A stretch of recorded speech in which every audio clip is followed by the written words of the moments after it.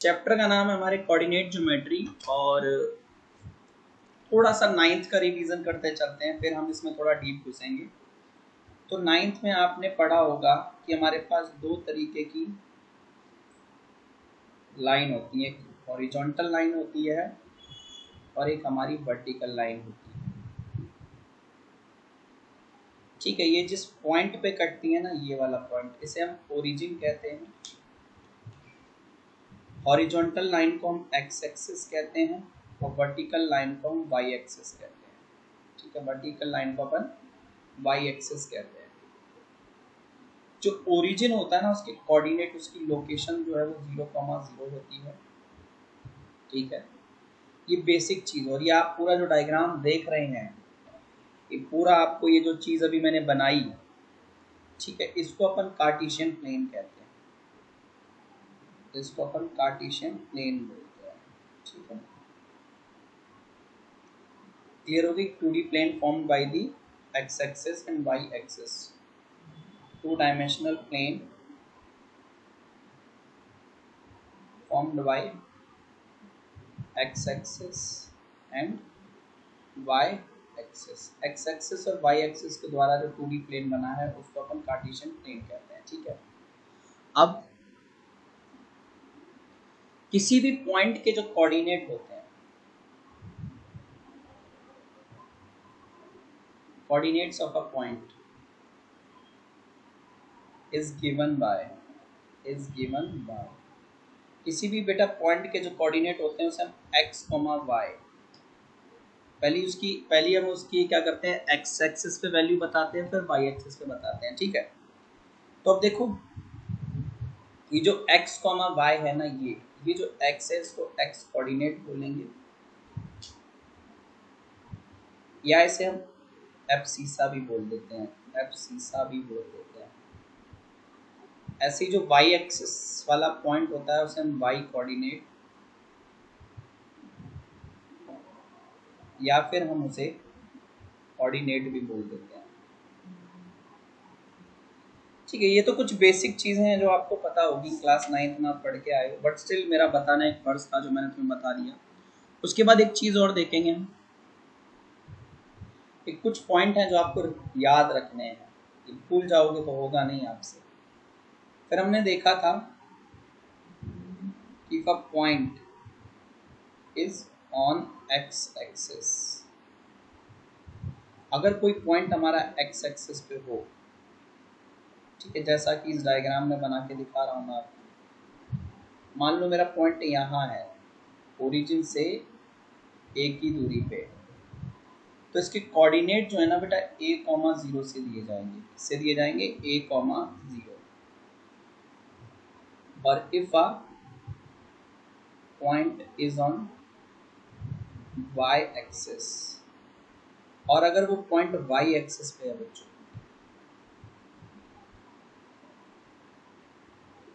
जैसे मान लो यहाँ है और इसकी ओरिजिन से दूरी अगर b है, b, ठीक है, तो उसे 0,b से डिनोट किया जाएगा, 0,b से डिनोट किया जाएगा। ठीक है बेटा, अब हम चलते हैं आगे, और आगे अब जो है क्लास 10 का कॉन्सेप्ट शुरू कर दूंगा मैं, गौर से। तो जैसे मान लो बेटा कि ना, अब जो हमारा टॉपिक है क्लास 10 के हिसाब से वो है डिस्टेंस फॉर्मूला। डिस्टेंस फॉर्मूला समझो कब लगाना है, कैसे लगाना है, और क्यों लगाना है, और क्या होता है। तो ये बेटा ये हमारा कार्टेशियन प्लेन है, ये वाला। ठीक है, अब ये हमारी ओरिजिन है। इस कार्टेशियन प्लेन में ना, जैसे ये पॉइंट है, ठीक है, ये हमारा एक पॉइंट है,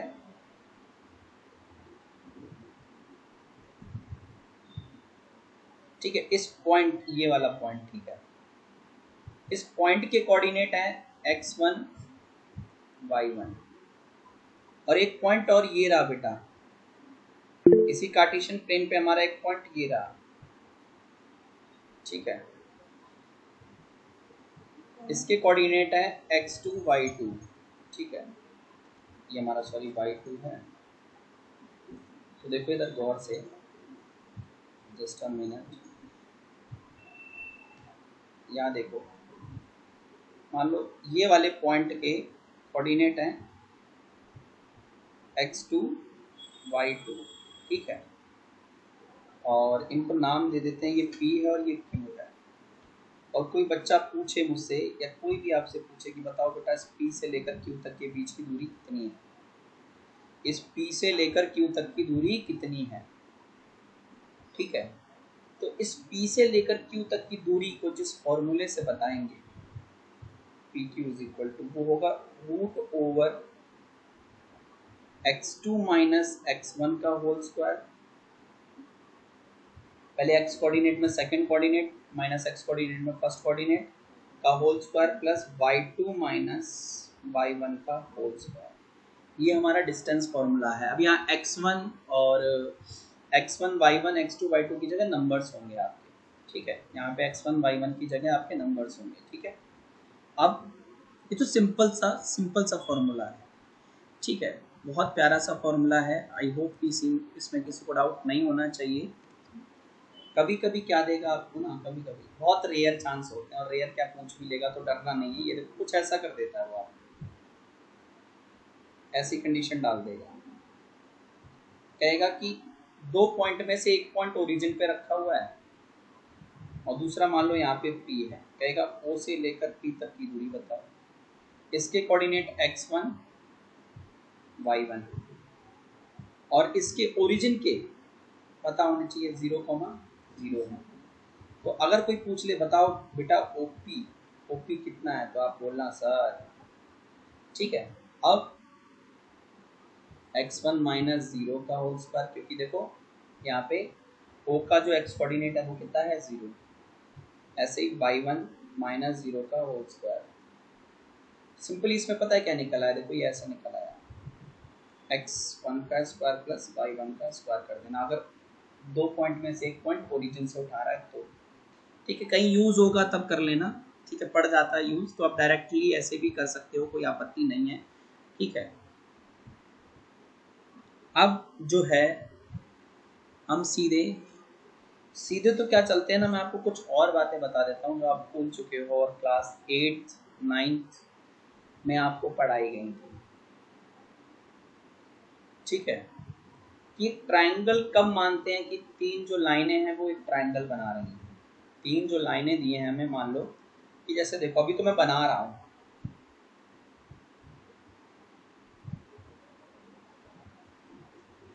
ठीक है, जैसे ABC, ठीक है, ABC करके। तो अब कहेगा कि हमारे पास तीन कोऑर्डिनेट हैं, ए के बोल देगा x1 y1, बी के x2 y2, x3 y3। कहेगा कि बताओ ये तीनों कोऑर्डिनेट मिलकर एक ट्रायंगल बना रहे हैं कि नहीं बना रहे, ठीक है। तो देखो इसके लिए कंडीशन होती है, आप लास्ट ईयर भी पढ़ के आए होंगे कंडीशन, और 7th क्लास में भी पढ़ी है, condition for formation of triangle, for formation of a triangle. ध्यान से देखना वो कंडीशन क्या है।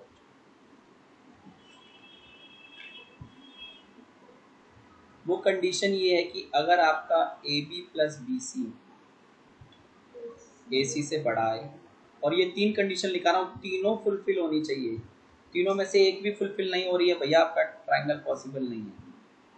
फिर BC प्लस AC जो है उसका सम AB से बड़ा है, फिर AC प्लस AB का सम जो है BC से बड़ा है। मतलब हमेशा हर बार दो साइड का सम जो है तीसरी साइड से ज़्यादा आए, और तीनों बार चेक करना है, तो ही जो पॉइंट्स हैं आपके, ये तीन पॉइंट मिलकर एक ट्रायंगल की फॉर्मेशन करेंगे, अदरवाइज नहीं करेंगे। फिर अगर ट्रायंगल है तो पूछेगा भैया किस टाइप का है, किस टाइप का है। तो अगर आपने AB BC CA निकाल लिया और if AB is equal to AC आ जाए, या कोई भी दो साइड इक्वल आ जाए, एनी टू साइड्स इक्वल आ जाए, ठीक है, तो आइसोसेलेस ट्रायंगल है, आइसोसेलेस ट्रायंगल। अगर AB equal to AC is equal to, तीनों साइड इक्वल आ जाए तो इक्विलेटरल ट्रायंगल है, इक्विलेटरल ट्रायंगल। कभी कहेगा कि राइट एंगल ट्रायंगल है कि नहीं है, राइट एंगल ट्रायंगल कैसे पहचानोगे?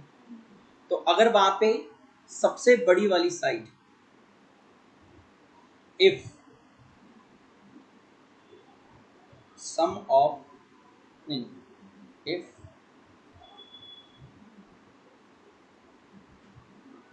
Square of largest side, square of largest side is equal to आ जाए sum of square of other two sides. ठीक है, मतलब ये देखो मैंने ऐसे लिख दिया है ना, तो कई बच्चे समझ नहीं पा रहे हैं बेटा, देखो पर समझो ये क्या है मैं बता रहा हूँ। ये पाइथागोरस थ्योरम लिखी है। If three sides verify Pythagoras theorem, then it is a right angle triangle। तो वो एक राइट एंगल ट्राइंगल है, तो वो एक राइट एंगल ट्राइंगल है हमारा। ठीक है, चलो अब कहेगा कि बताओ 4 पॉइंट दिए हुए हैं, अब आपको 4 पॉइंट दे दे।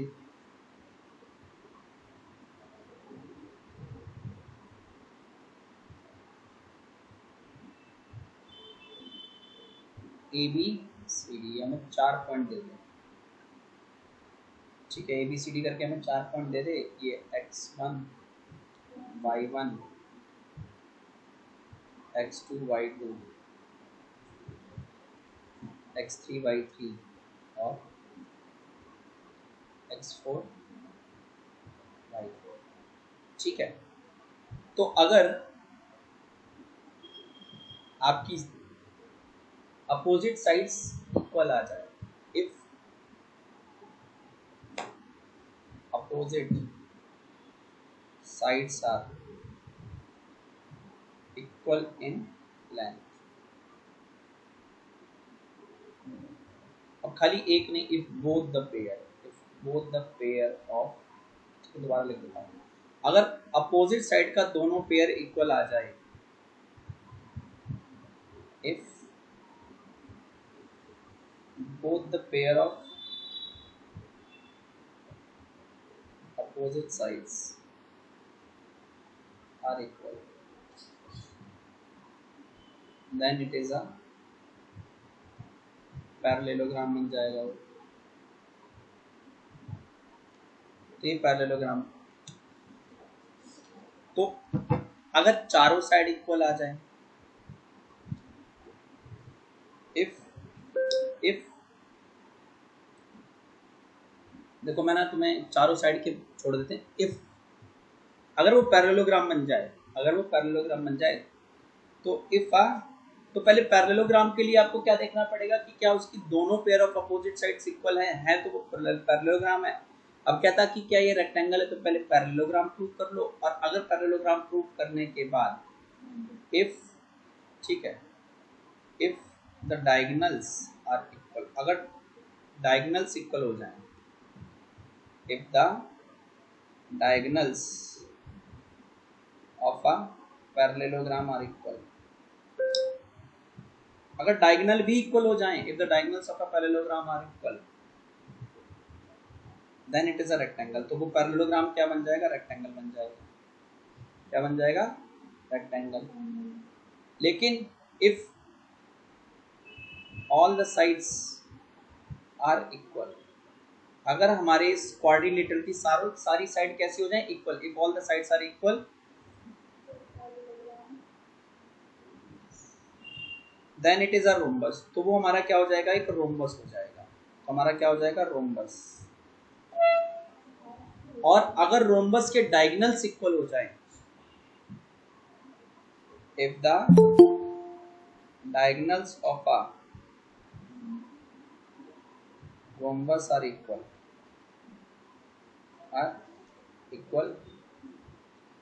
Then it is a square. तो वो एक स्क्वायर बन जाएगा। Then it is a square, तो वो एक स्क्वायर बन जाएगा।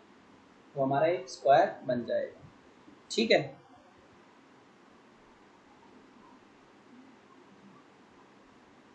तो कैसे पैरेललोग्राम प्रूव करना है आपको समझ में आ गया। फिर पैरेललोग्राम से कैसे रेक्टेंगल प्रूव करना है समझ में आ गया, ठीक है। स्क्वायर रोम्बस कैसे प्रूव करना है, अगर चारों साइड इक्वल है तो रोम्बस है। रोम्बस को स्क्वायर कैसे प्रूव करना है कि अगर डायगोनल्स भी इक्वल है तो स्क्वायर, ठीक है। तो ये हमारा कॉन्सेप्ट है इस चैप्टर में जो आपके यूज होने वाला है, ठीक है। बाकी आप अपने प्रीवियस क्लास की क्वाड्रिलेटरल की नॉलेज को यहाँ जरूर यूज कर लेना, ठीक है। सारा बता पाना थोड़ा सा मुश्किल हो जाएगा, है ना। तो एक बार इस चैप्टर को और अच्छे से समझने के लिए क्लास 9 तक क्वाड्रिलेटरल जो है मैंने पहले अपलोड मार रखा है, जिसको नहीं समझ में आ रहा, प्रॉपर्टीज ऑफ क्वाड्रिलेटरल मैंने पढ़ाई होंगी, वो वाली वीडियो देख के आ जाना, क्लियर हो जाएगा। क्योंकि वो चीज़ें आपको यहाँ चाहिए होंगी, अदरवाइज कहोगे यार ये कैसे हो रहा है, ठीक है। बहुत सी चीज़ें आपको नहीं पता होंगी। तो हम सीधे चलते हैं एग्जाम्पल नंबर 1 पे। एग्जाम्पल 1 में, तो एग्जाम्पल 1 में क्या कहता है देखो, डू द पॉइंट्स, 3 पॉइंट दिए हैं, कह रहा है ये मिलकर ट्राइंगल बनाएंगे, और बनाएंगे तो कौन सा ट्राइंगल बनाएंगे। तो मान लिया मैंने, मेरे को 3 पॉइंट दिए, सबसे पहले पॉइंट को नेमिंग करना शुरू करो।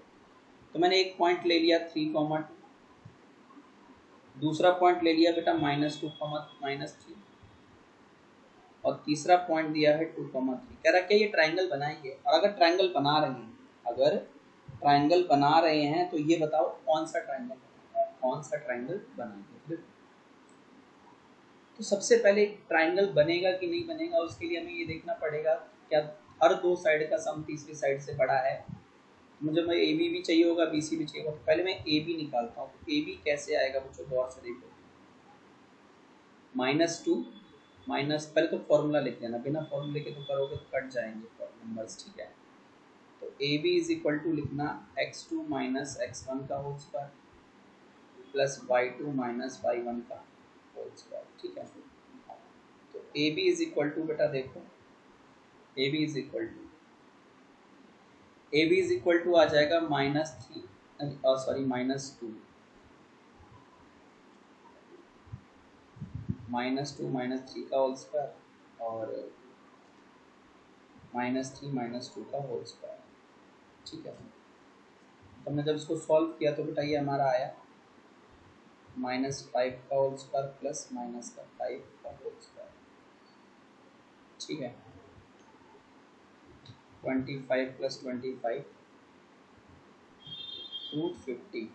अब इस √50 की वैल्यू भी निकालनी पड़ेगी आप, 7.07 यूनिट।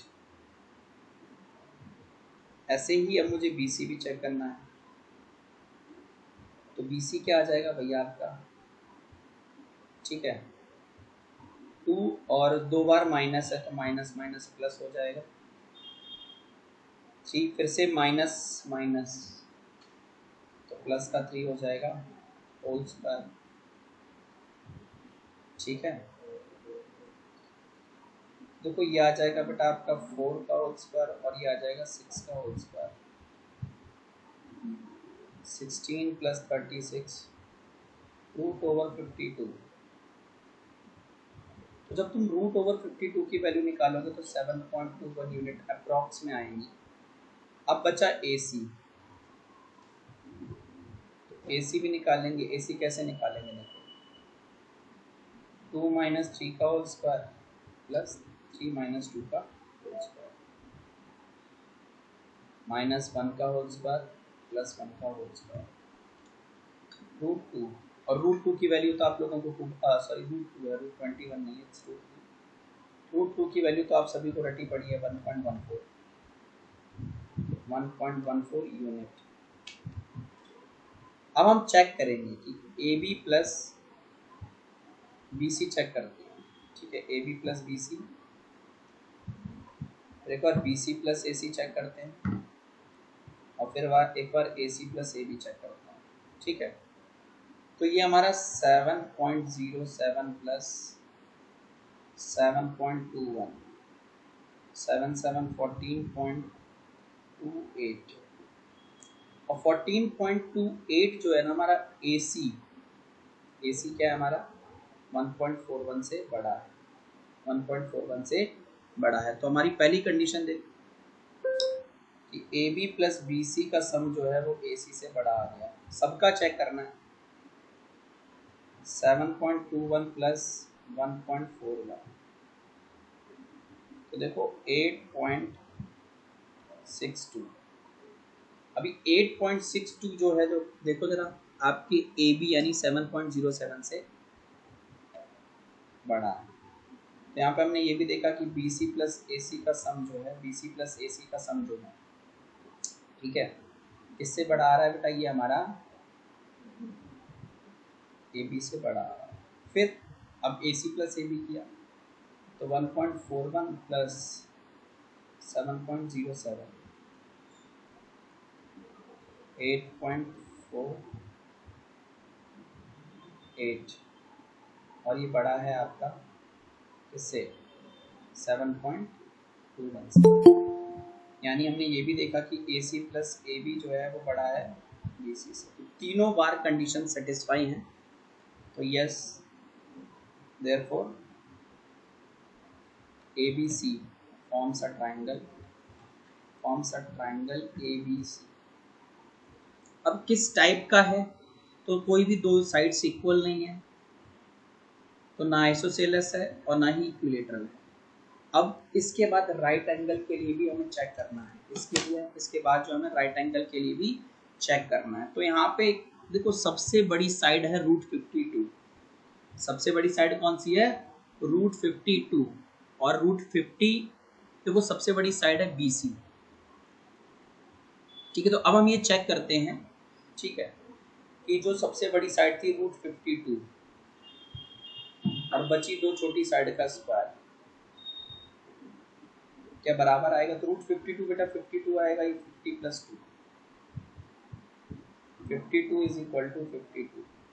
तो यहाँ पे क्या हो रहा है, यहाँ पे BC का स्क्वायर जो है वो हमारे AB square plus AC square के इक्वल आ रहा है, मतलब पाइथागोरस प्रूव हो रही है। तो देयरफॉर अब डायग्राम बना के देख लो, ये B और ये C, तो बचा ये। तो ये हमारा राइट एंगल BC का स्क्वायर हाइपोटेन्यूस है ना BC, तो राइट एंगल कहाँ पे है? A पे। तो therefore triangle ABC is a right angled triangle at A। ठीक है, राइट एंगल ट्रायंगल कैसा ट्रायंगल है? राइट एंगल ट्रायंगल है, और राइट एंगल कहाँ है? राइट एंगल्ड एट ए पे राइट एंगल है। तो एग्जांपल 2 में 4 पॉइंट दिए, कह रहा है कि ना बताओ कि ये जो वर्टिसेस हैं स्क्वायर की वर्टिसेस हैं। तो मैं पीछे आपको समझा के आया हूँ, स्क्वायर के लिए आपको पहले रोम्बस प्रूव करना पड़ेगा, चारों साइड इक्वल प्रूव करके, और उसके बाद जो है डायगोनल्स इक्वल प्रूव करके स्क्वायर प्रूव करना। ठीक है, सबसे शॉर्टकट सबसे बेस्ट तरीका है ये। तो देखो भैया एग्जाम्पल 2, क्योंकि स्क्वायर प्रूव करना है तो हम डायग्राम स्क्वायर का ही बना के चल लेते हैं।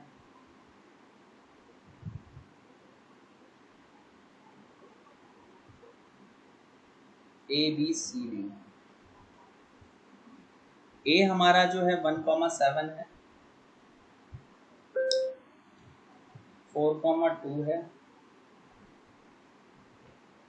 -1,-1 है, और -4,4 है। तो यहाँ पे सबसे पहला हमारा टारगेट है, देखो स्क्वायर प्रूव करना है तो पीछे बता दिया, चारों साइड इक्वल प्रूव करके रोम्बस प्रूव कर दो, और फिर दोनों डायगोनल्स प्रूव कर दो इक्वल, खत्म, स्क्वायर हो गया। ठीक है, तो सबसे पहले ठीक है आप यहाँ लिख दो, बाय यूजिंग डिस्टेंस फॉर्मूला,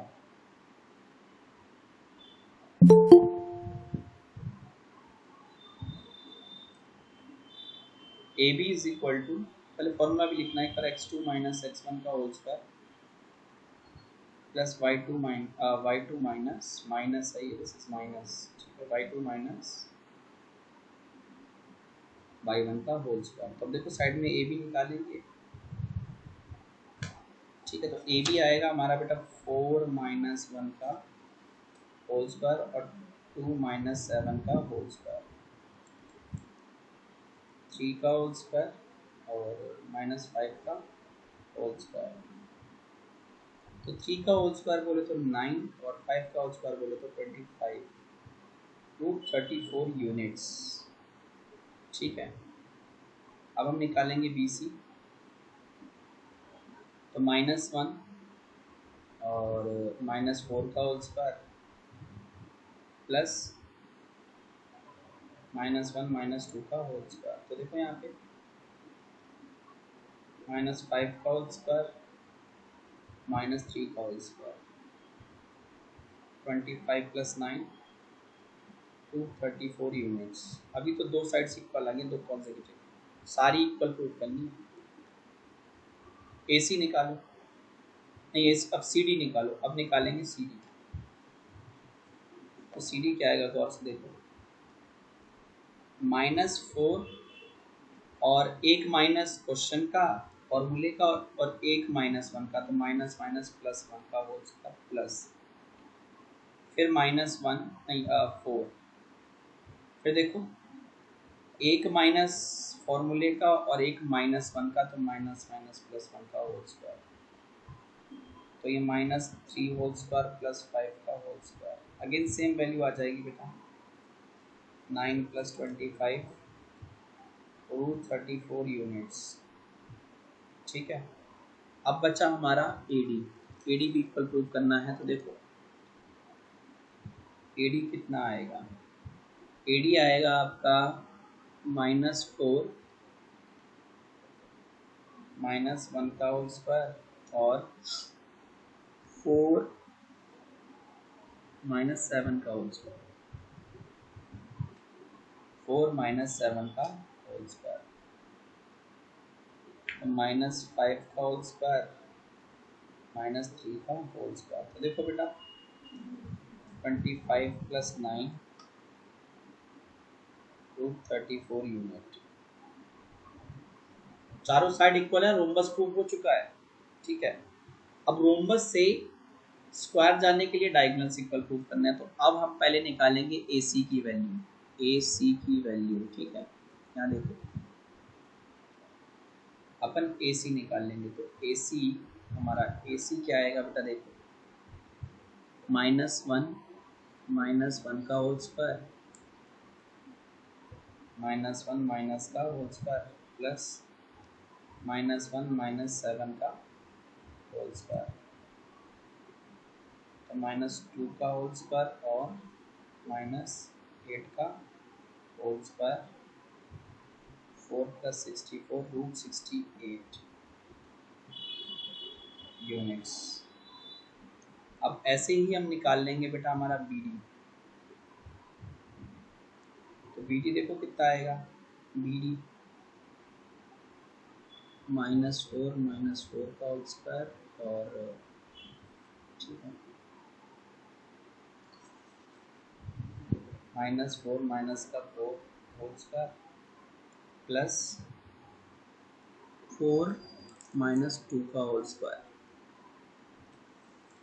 4 -2 का होल स्क्वायर, ठीक है। तो ये माइनस का 8 का होल स्क्वायर और ये 2 का होल स्क्वायर। Again 64 + 4 68 units. तो हमने क्या देखा,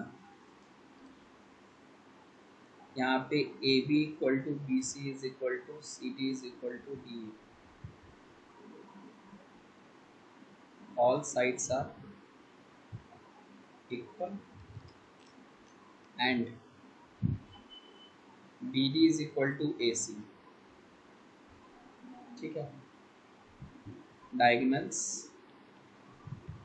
आर इक्वल, ठीक है। तो when a quadrilateral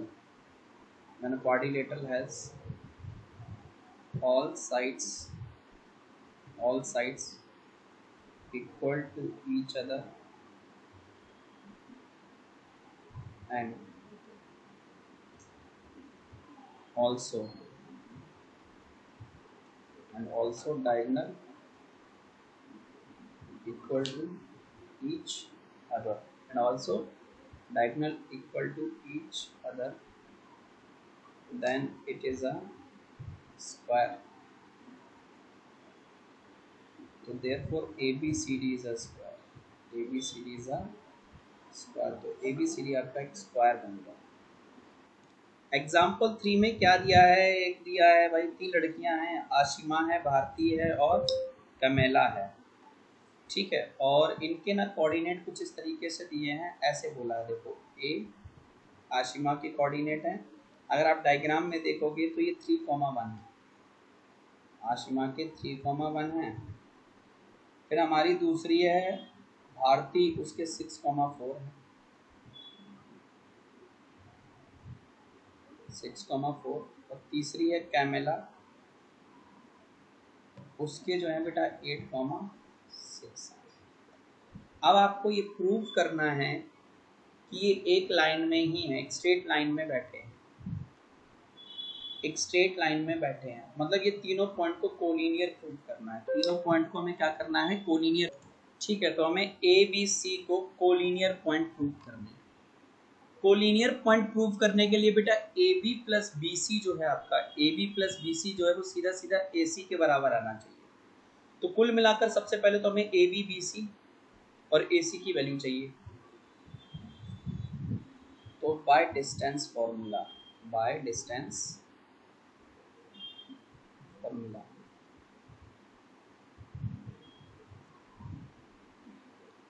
जो ए बी होगा ना वो होगा, देखो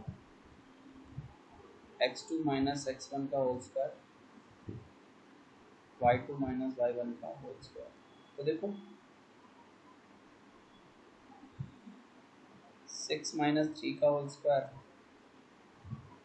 और 4 माइनस 1 का होल स्क्वायर, 3 का होल स्क्वायर, 3 का होल स्क्वायर, ठीक है, 9 प्लस 9, ठीक है, 9 प्लस 9, ये √18 आता है, और √18 को जब तुम खोलोगे ना तो 3√2 यूनिट, ठीक है।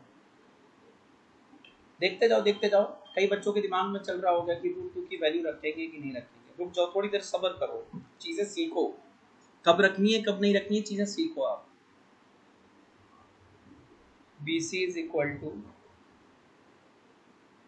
8 माइनस 6 का होल स्क्वायर, 6 माइनस 4 का होल स्क्वायर। तो देखो भैया 2 का होल स्क्वायर, 2 का होल स्क्वायर, 4 प्लस 4 √8, और √8 को हम लिख सकते हैं भैया 2√2 यूनिट। अब बचा सीधा AC, तो AC आ जाएगा भाई 8 माइनस 3 का होल स्क्वायर और 6 माइनस 1 का होल स्क्वायर। तो देखो 5 का होल स्क्वायर, 5 का होल स्क्वायर, ठीक है, 25 प्लस 25 √50, और √50 को बेटा 5√2 यूनिट लिख सकते हैं। तो तुम यहाँ देखो AB और BC को जोड़ो जरा, AB प्लस BC 3√2 प्लस 2√2, देखो सबके पीछे √2 आ रहा है तो जरूरत नहीं पड़ रही है फिलहाल हमें। तो ये आ गया 5√2 के, और 5√2 किसके बराबर है? AC के। दिस इम्प्लाइज दैट कि AB प्लस BC जो है वो किसके बराबर आ गया? AC के। तो therefore A, B, C are collinear points। तो अब आपको बात समझ में आ गई कोलिनियर पॉइंट्स को कैसे प्रूव करना है। देखो कोलिनियर पॉइंट को ऐसे प्रूव करना है कि ये दो पॉइंट से जो लाइन बन रही है, फिर इन दो पॉइंट से जो लाइन बन रही है, यानी AB और BC को जोड़कर अगर कंप्लीट लाइन AC की लेंथ के बराबर आता है तो कोलिनियर है, अदरवाइज कोलिनियर नहीं है। तो yes, all three girls are seated in a same line। Yes, 3 girls are seated in a same line, in a line, एक लाइन में बैठी हुई है, ठीक है। तो एग्जांपल 4 कहता है find a relation between x and y such that the point x, y is equidistant from the points 7, 1 and 3, 5। देखो समझो इस क्वेश्चन के बारे में। कह रहा मेरे पास दो पॉइंट हैं, एक को a मान लेते हैं और उसकी वैल्यू दी है 7, 1, दूसरे को b मान लेते हैं और उसकी वैल्यू दी है बेटा 3, 5, उसकी वैल्यू दी है 3, 5। कह रहा कि ना एक पॉइंट और है, मान लो c, जिसके कोऑर्डिनेट x, y दिए हुए हैं, और आपसे ये कह रहा है कि जो c है वो जितना दूर a से है उतना ही दूर b से है।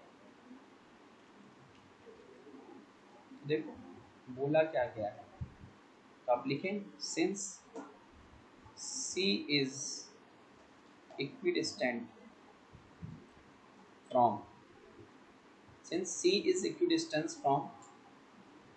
a and b, तो देयरफॉर जितना AC होगा बेटा उतना ही BC होगा। AC और BC हमारे क्या होंगे, बराबर होंगे।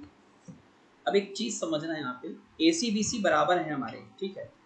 तो अब जब भी इक्विडिस्टेंट वाला केस आ जाए ना, तो क्या करना, हमेशा जो दो साइड इक्वल आ रही है उनका स्क्वायर भी कर देना। स्क्वायर इसलिए करेंगे जब आप AC निकालोगे ना तो रूट में आएगा, BC निकालोगे तो वो रूट में आएगा, लेकिन जैसे ही स्क्वायर रख दोगे तो रूट का स्क्वायर क्या होता है, रूट हट जाती है। रूट का स्क्वायर जब हटता है तो रूट हटती है, रूट के ऊपर स्क्वायर लगा दो तो क्या होता है, रूट हटती है ना। तो अब देखो बेटा, तो अब सीधे सीधे AC square is equal to BC square, ठीक है। अब जब AC square is equal to BC square कर दिया है ना, तो अब आपको रूट रखने की जरूरत नहीं है, अब आप सीधे लिखो, ठीक है। डिस्टेंस फॉर्मूला लगाना, ऐसे डिस्टेंस फॉर्मूला क्या होता है देखो, लिख देना क्योंकि टीचर्स थोड़ा सा मांगते हैं। तो बाय डिस्टेंस फॉर्मूला, अगर आपको AC निकालना होता तो क्या होता बेटा, root over x2 minus x1 का whole square, y2 minus y1 का होल स्क्वायर। लेकिन जब आप ना AC स्क्वायर निकालते हो, मैं ये भी बता दूं आपको, तो पता है वो क्या हो जाएगा, सीधा सीधा रूट गायब।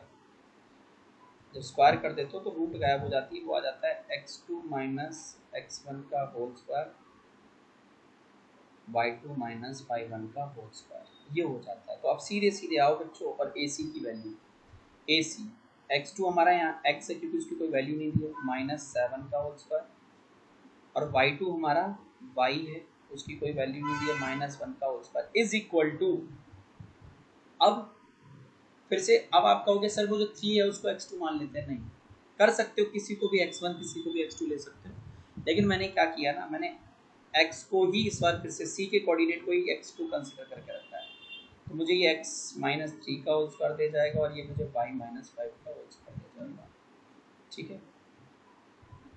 यहाँ जो स्क्वायर लगा ना वो इसी के लिए लगा हुआ है कि कई बच्चे 3 माइनस एक्स का होल स्क्वायर करते हैं ना, तो स्क्वायर क्या करता है, वो जो नेगेटिव के साइन आने वाले थे वो सबको गायब कर देता है। तो अब हम खोलेंगे ब्रैकेट्स, पहला जब ब्रैकेट खोलेगा तो एक्स स्क्वायर, ठीक है, 49 minus 14x, y square plus 1 minus 2y।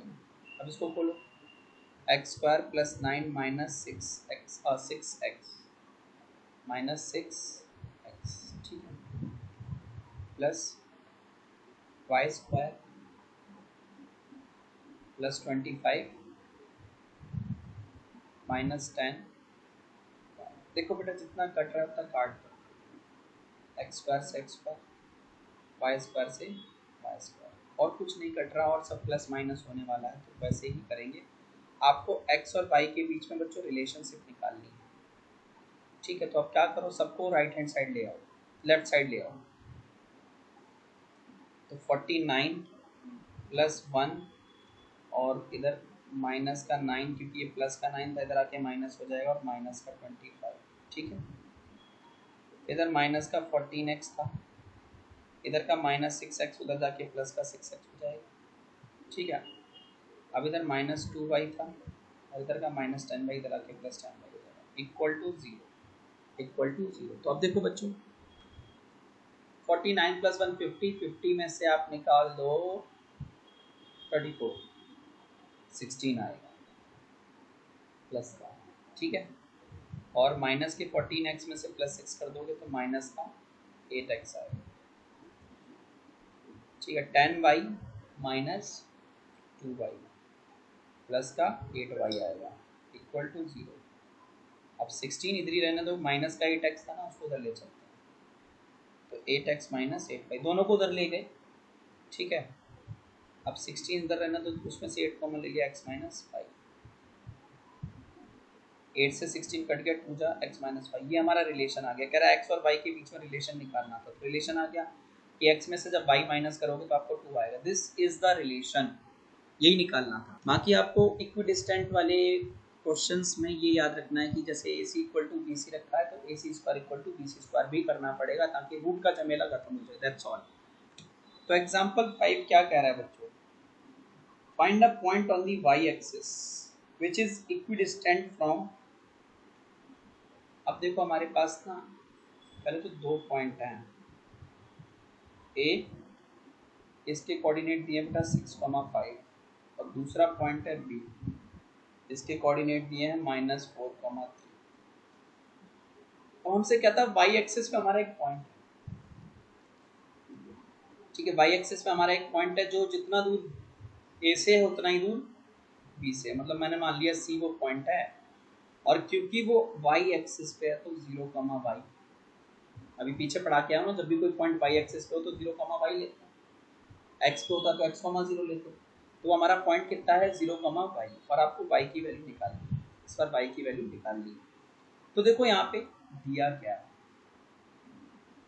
since C is equidistant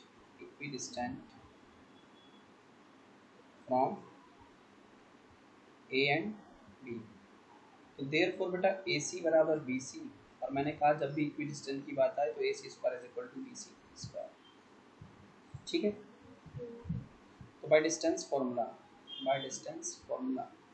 formula लिखो, फिर सीधे वैल्यू डाल देना। जो कहता है AC इज इक्वल टू आता root over x2 minus x1 का whole square y2 minus y1 का होल स्क्वायर, ठीक है। अब देखो बच्चों गौर से, तो यहाँ देखो AC का स्क्वायर निकाल लेंगे तो AC, अब क्योंकि स्क्वायर रूट रखा हुआ है, देखो स्क्वायर रूट रखा है ना, तो अभी रूट नहीं लेना है, ये 0 माइनस 6 का होल स्क्वायर हो जाएगा और y माइनस 5 का होल स्क्वायर हो जाएगा। अब हम c को ही x2, देखो ऐसे करो, मैं पता है क्या करता हूँ, देखो मैं ना ऐसे करता हूँ, एक बार x1 y1 x2 y2, ठीक है। जब मैंने 0 को x2 लिया था तभी तो मैंने 0 माइनस 6 का होल स्क्वायर किया था, और y को y2 माना था तो y माइनस 4 का 5 का होल स्क्वायर किया था। अब मैं इसको तो ऐसे ही रहने देता हूँ, इसको x2 इसको वही रहने देता हूँ बस। अब ये x2 y2 तो वही रहने दिए, मैंने x1 y1 बदल दिए, x1 y1 बदल दिए, ठीक है। तो जब ऐसा बदलूंगा तो क्या हो जाएगा, 0 और माइनस माइनस 2 बार है तो प्लस का 4 होल स्क्वायर, और ये y plus plus plus plus